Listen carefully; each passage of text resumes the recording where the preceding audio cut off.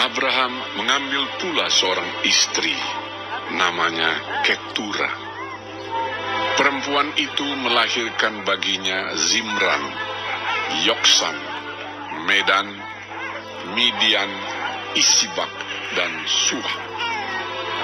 Yoksan memperanakkan Sheba dan Dedan.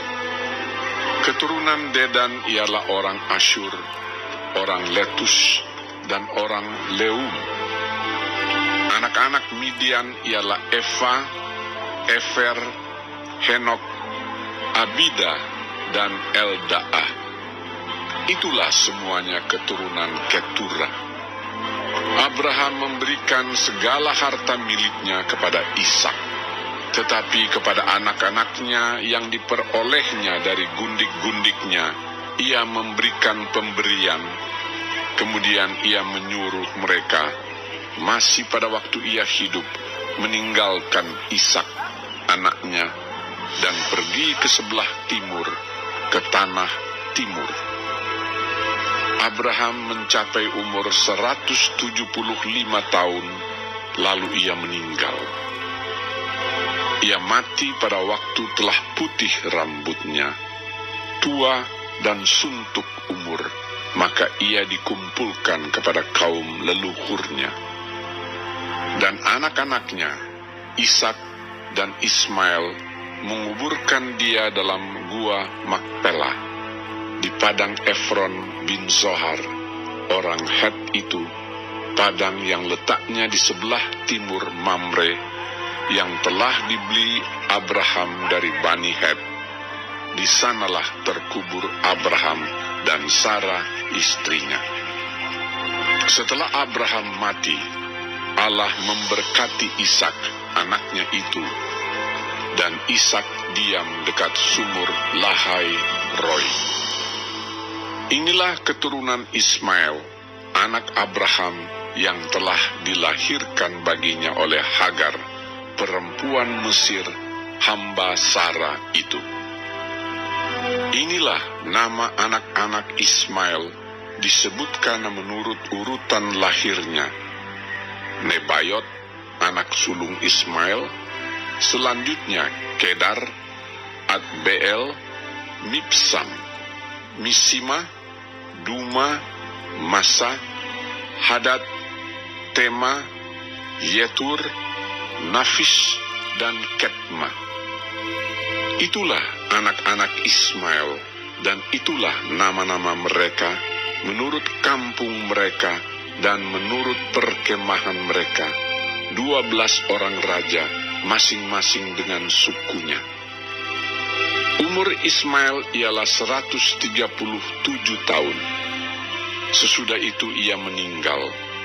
Ia mati dan dikumpulkan kepada kaum leluhurnya. Mereka itu mendiami daerah dari Hawila sampai Syur, yang letaknya di sebelah timur Mesir ke arah Asyur. Mereka menetap berhadapan dengan semua saudara mereka. Inilah riwayat keturunan Ishak, anak Abraham. Abraham memperanakkan Ishak, dan Ishak berumur 40 tahun ketika Ribka, anak Betuel, orang Aram dari Padan Aram, saudara perempuan Laban, orang Aram itu, diambilnya menjadi istrinya. Berdoalah Ishak kepada Tuhan untuk istrinya, sebab istrinya itu mandul. Tuhan mengabulkan doanya, sehingga Ribka istrinya itu mengandung.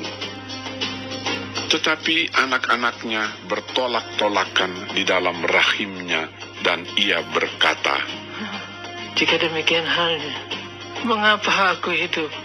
Dan ia pergi meminta petunjuk kepada Tuhan. Firman Tuhan kepadanya, "Dua bangsa ada dalam kandunganmu, dan dua suku bangsa akan berpencar dari dalam rahimmu. Suku bangsa yang satu akan lebih kuat dari yang lain, dan anak yang tua akan menjadi hamba kepada anak yang muda.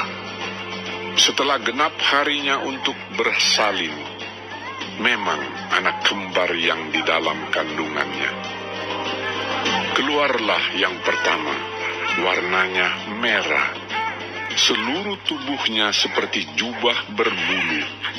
Sebab itu ia dinamai Esau. Sesudah itu keluarlah adiknya. Tangannya memegang tumit Esau. Sebab itu ia dinamai Yakub.